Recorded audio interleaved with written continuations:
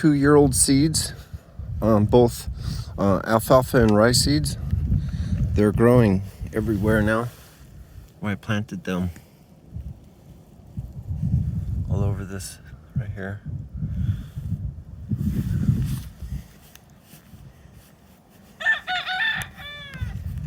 Chickens have come over and did a little digging, but not too much. And I see it growing over here.